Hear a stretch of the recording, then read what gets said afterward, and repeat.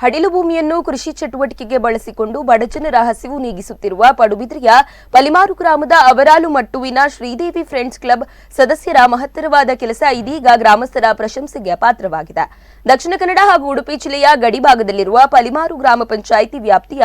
ಅವರಾಲು ಮಟ್ಟುವಿನಲ್ಲಿ ಪಾಳು ಬಿದ್ದಿರುವ ಹಲವು ಎಕರೆ ಕೃಷಿ ಭೂಮಿಯನ್ನು ಇಲ್ಲಿನ ಶ್ರೀದೇವಿ ಫ್ರೆಂಡ್ಸ್ ಕ್ಲಬ್ ಸದಸ್ಯರು ಸ್ಥಳೀಯರ ಸಹಕಾರದೊಂದಿಗೆ ಫಲವತ್ತಾದ ಕೃಷಿ ಭೂಮಿಯನ್ನಾಗಿ ಪರಿವರ್ತಿಸುವ ಮೂಲಕ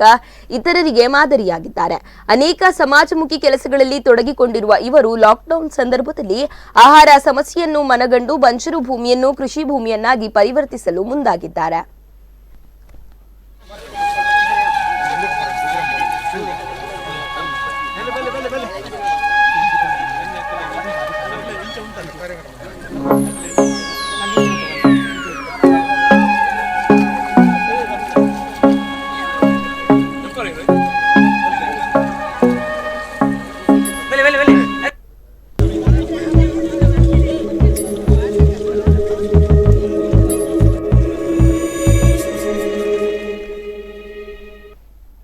ಸಂಕಟದ ಕಷ್ಟಡು